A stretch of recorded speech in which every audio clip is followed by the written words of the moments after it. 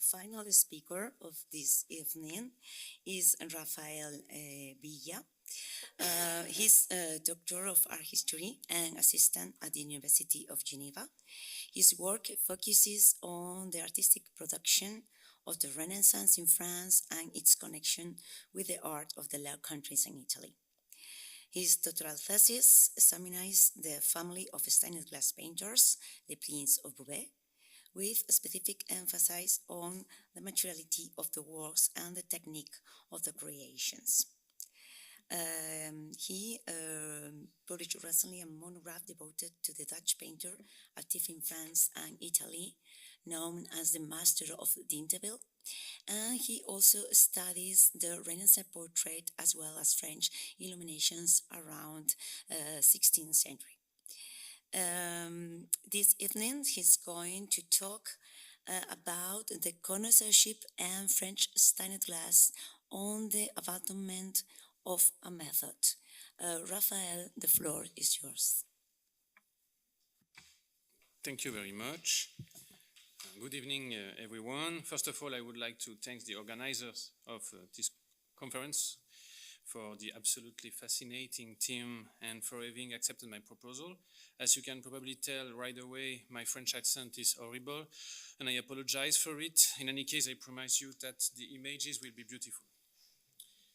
In Geneva, I participate in the research program Peindre en France à la Renaissance, painting in France during the Renaissance, led by Professor Frédéric Elsig. Here you can see the books published since 2011, each corresponding to a conference, and we are working on authors. At the center of our approach is connoisseurship, which gives a key role to the expert and his eye.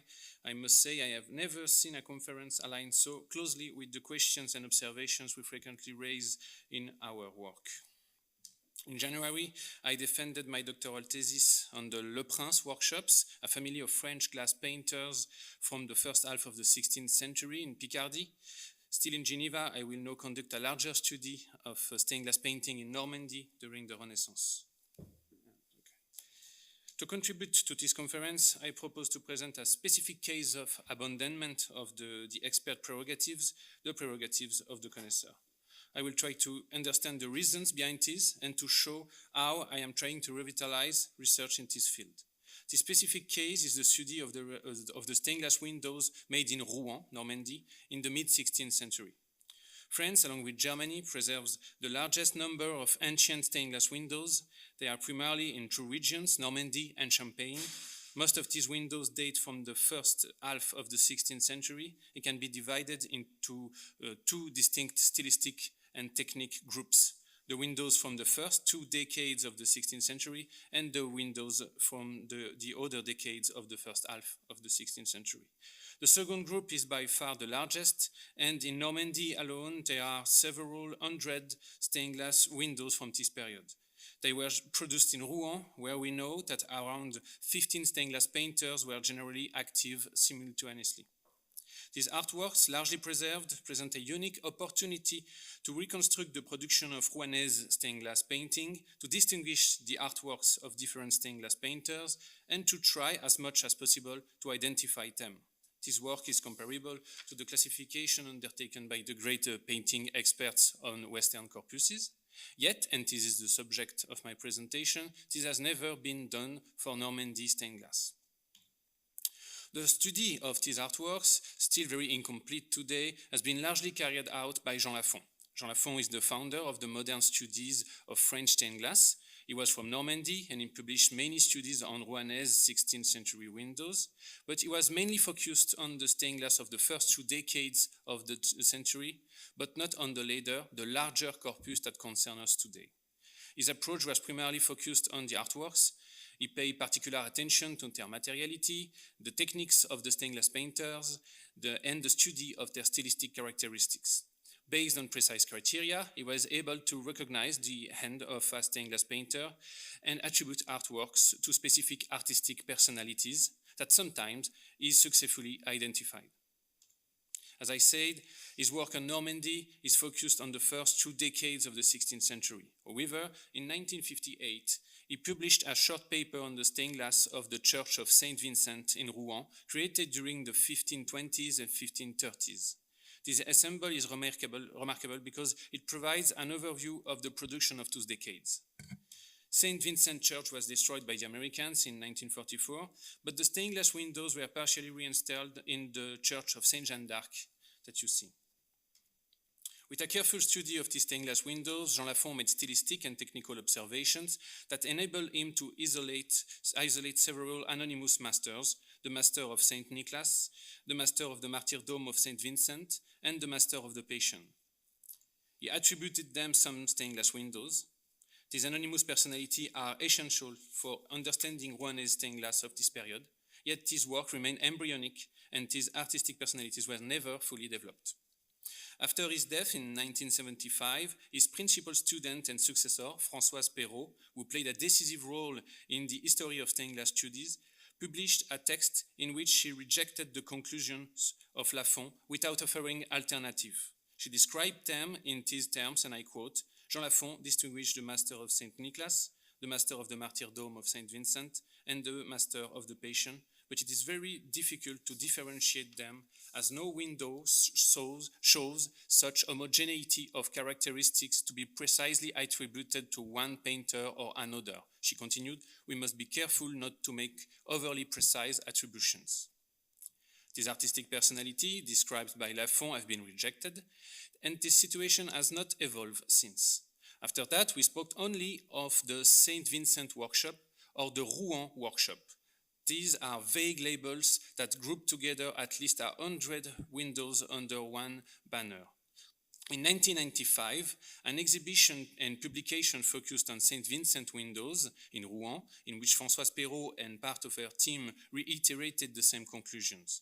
They claimed it was impossible to make attributions to individual personalities, while recognizing that the term Rouen workshop or Saint Vincent workshop could not reflect the complexity of a dynamic artistic environment in which more than 10 masters worked. A discovery made by Françoise Perrault during the 1995 exhibition reveals just how far we have moved away from the idea of reconstructing artistic personalities in this vast Norman corpus. On the stained glass window depicting the life of Saint Anne in Saint Vincent Church, the scholar read the inscription Le Viel in 2 places, but she did not show or transcribe them. She associated with the stained glass painter Jean Le Vieil, documented as active from the late 15th century until the 1530s. Despite this signed work, which clearly shows the technique and style of a Rouennais master and will logically allow the creation of a body of work around his name, no attribution was made for Jean Le Vieil. We know, however, that Jean Le Vieil was the master of a workshop. In 2001, the publication of the Recensement des vitraux anciens de Haute-Normandie, Census of all stained glass in Upper Normandy, by the French Corpus Vitraearum and by nearly the same team of specialists, continued this renunciation in the field of connoisseurship. If each Norman window received individual entries and parallels in their design were often noted, some authors of the census once again wrote that it was impossible to make attributions and reconstitutions of personalities. Véronique Chaussé, in particular, wrote about the Saint Vincent windows. I quote, "It will be futile to try to identify a distinct personality behind each of these windows. Several artists may have collaborated on the same work. But this is true for almost any stained glass painting or any painting of the Renaissance. Yet this has never prevented scholars from making attribution. In fact, this statement is pure negation of the method and work of Jean Lafont. This is surprising because the attribution Lafont made for identified stained glass painters, such as the Le Prince or Arnold of Nijmegen, were repeated in the same book, even when they are sometimes completely wrong. This brief overview of the history and approach of the study of the Rouennais stained glass from the mid-16th century illustrates an exceptional situation. Even if this body of artworks is one of the largest and presents an unparalleled opportunity to reconstruct the activity of the various masters active in this city, no artistic personalities have been reconstructed since Françoise Perrault rejected the work of Lafont. To give you some figures, Upper Normandy preserves 750 stained glass windows from the first half of the 16th century. If we estimate very generously that 50 masters were active in Rouen during this period, it is highly probable that we still have work by most of these glass painters. This makes Normandy an exceptional field of study for the expert and his eye. In an age where manuscript scholars are able to distinguish the hand of multiple painters within a miniature just a few centimeters wide, it is incredibly surprising that the consensus around these stained glass windows is that it is impossible to identify their creators, even if they paint like in any pictorial techniques. Likewise, the often repeated idea that the reuse of cartoons prevents us from differentiate the executors is nonsense. If there are more than 20 early versions of the Bridgewater Madonna, only one is attributed to Rafael himself. The same applies here. Cartoons were used from one window to another, sometimes from one workshop to another, but it is perfectly possible to distinguish the hand of one stained glass painter from another.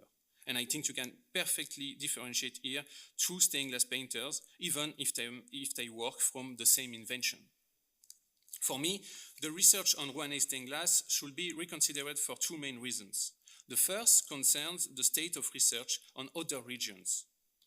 Why it is possible to attribute stained glass windows to Engrand-le-Prince, Jean Lécuyer, or Jean Chastelain, three of the most important French glass painters during the reign of Francis I, but impossible to attribute windows to Rouen painters. Moreover, the idea that it is not possible to attribute windows because they were made by a workshop is problematic, since that is the case for many artwork of the Renaissance. This also contradicts the archival documentation, as the records always specify the name of a master leading a workshop and not some abstract collective producing work together. This paradox, in my view, comes from a rigidity in French research dedicated to ancient stained glass windows. This tension focuses on artists' names and the legitimacy of Jean Lafont.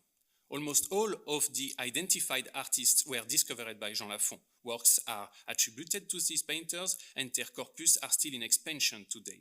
However, when it comes to anonymous artistic personalities, it seems to be a sort of fear that prevents the reconstruction of a corpus with attributions, using the excuse that it was a workshop effort involving several executors. It is as if the great masters identified by Lafont did not also work with assistants, and as if only Lafont possessed the eye to make clear attributions to anonymous personalities. The most telling example is that of the Master of the Life of Saint John the Baptist. This figure was defined by Jean Lafont, who considered it a cluster of several artists.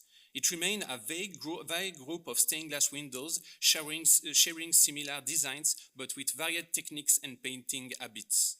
Michel Herold did remarkable work on these pieces, based on the inventions they reproduce, but without making clear distinctions among them from the perspective of the execution. However, this is precisely the research I am currently doing. By training his eye, it is possible to distinguish groups of artworks made by different masters and most likely different workshops. It is really easy to do and really obvious. Again, I think that you can see it perfectly. We have here three distinct masters. The fear of making attributions is evident in each of the researches I have mentioned since the death of Jean Lafont. What I consider to be a form of extreme caution is fueled by the incomplete assimilation of the method developed by Lafont. It is true that Jean Lafont never explicitly outlined his method in the field of attribution. His successors are perfectly capable of conducting the material examination of a stained glass window and drawing its authenticity scheme, but often they don't establish strict criteria for determining whether the same artist is truly the author of two windows. With a few exceptions, such as Michel Herold and Françoise Gatouillat, I am greatly in debt to them, the authors limit themselves to mentioning similarities without proceeding to the stage of attribution based on the expert's ability to establish appropriate technical and stylistic criteria. In my opinion, This issue is involving the expert's eye to refine the study of stained glass windows must be surpassed by two major improvements. I have shown in recent years that the simple acquisition of semi-professional photographic equipment and systematic visits to churches to reproduce the artworks allow us for obtaining sufficiently detailed documentation to conduct a remote examination. As experts, we cannot rely on the removal of stained glass windows for their study, or we will need an entire career to be able to make general studies. Current digital photography technology, without insurmountable investments, allows us to transition from this type of image on the left to this type of image on the right. And it completely changes our perspective. The photographs produced can only be useful if they are analyzed according to a method that has already proven effective for stained glass in the writings of Jean Lafon or Louis Gros-Decky. This method is based on the careful study of stained glass painter's technique, including how he applies and removes material, particularly when determining the so-called Morellian details. The study must be carried out independently of the analysis of the invention, which should be conducted at a later stage, as it is not necessarily the work of the stained glass painter. For my doctoral thesis, I had to acquire a fairly precise knowledge of Norman stained glass to understand the interactions between the glass painters of Beauvais, that I was studying, and those of Rouen. Regarding the stained glass of St. Vincent, it quickly became clear to me that several masters could be distinguished. And as you might guess, they closely align with what Jean Lafon proposed in 1958. I cannot discuss all of St. Vincent's stained glass here, but by focusing on 8 of them, the most important, I can revisit what Jean Lafon proposed, what research has missed so far, and what can be done today. These windows are the life of Saint Anne, the tree of Saint Anne, the window of Saint Nicholas, the childhood of Christ, the passion of Christ, the crucifixion, the glorious life of Christ, and the martyrdom of St. Vincent. In my view, we should not look for 3 masters in this window, but 2 workshop leaders active over a period of 10 to 15 years with assistants, naturally. The first corresponds to the master of St. Nicholas, created by Jean Lafon. He did not paint just his window, we also easily find him in the childhood of Christ. The second master is the master of the martyrdom of St. Vincent, again created by Jean Lafon. Is responsible for the life of Saint Anne and the tree of Saint Anne, the glorious life of Christ, and probably somewhat later, or based on different drawings, the Passion of Christ. So for me, the master of the Passion is also this one. In the last window, the crucifixion, it is possible to observe the intervention of both masters who evidently collaborated on the execution of the various panels. Furthermore, when studying the decorative motifs visible in these different windows, we can see that these 2 masters reuse the same ornamental designs from one window to another, the same tool. You will remember that in 1995, François Perrault read the signature Le Vieil on the Saint Anne window and suggests that it was the signature of Jean Le Vieil, known from archival records. Let me show you what this inscription corresponds to. The first appears at the end of an incomprehensible string of letters. We can read Ville and not Le Vieil. We might imagine that is a contraction common in the French of the time, but it's difficult to be certain of that. The second is more explicit. We can read Le Viel, leaving little doubt about the name of the stained glass windows creator. However, contrary to what François Perrault observed, it is possible to read Richard before Le Vieil with the R partially hidden by the lead. This inscription, Richard Le Vieil, clearly refers to another person known from the archives, most likely a younger relative of Jean Le Vieil, the stained glass painter Richard Le Vieil, who is therefore the painter of the life of Saint Anne, and so the Jean Lafon master of martyrdom of St. Vincent. This observation, which I made several years ago, led almost immediately to another. When Jean Lafon distinguished the master of St. Nicholas from the master of the martyrdom of St. Vincent, that now we know to be Richard Le Vieil, he noted that the former must have been older than the later. The master of St. Nicholas is indeed much more influenced by early century models while the windows of St. Vincent were not installed until the early 1520s. We also saw that these two artists were close collaborators, sharing the same tools and trust with the execution of St. Vincent's main windows, and jointly working on the crucifixion window.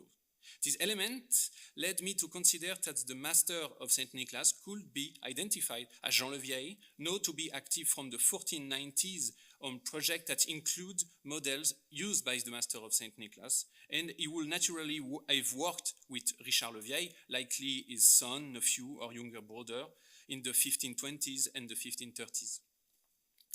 When applying the same type of observation to the stained glass windows of numerous Norman churches, it is possible to reconstruct the entire career of these two artists.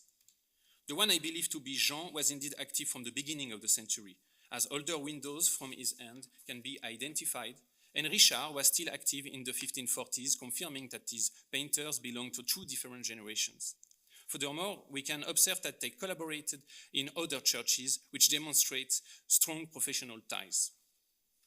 Today, Jean and Richard Le Vieil, in my ongoing work, have two developed bodies of artworks that allow us to trace the activity of this very important family of stained glass painters. As you see it, I found their work in many churches, even in England and in Paris. But they are not the only ones. As I mentioned earlier, a detailed stylistic and technical study of the stained glass windows of Rouen allows for large-scale research of classification and reconstruction of stained glass workshops. From the 1510s to the 1550s, around 15 workshops, each led by a master, can now be isolated. It is even possible to identify some of them, as in the case of Maucerteau and Robert Lecourt, that I propose to identify with his restoration work on stained glass windows. I am extremely confident that other stained glass artists known from archival records will be identified as well. The implications of such work go far beyond a compulsive need for classification. It helps us to understand the interactions between these artists and their collaboration with painters, designers of the windows. This type of study also allows for a better understanding of the diffusion of certain models, the origins of certain technical innovations, and the position of these artists in the art market of the time. All these insights contribute to our knowledge of art in Normandy, which could not be achieved by simply assuming that it is impossible to differentiate painters.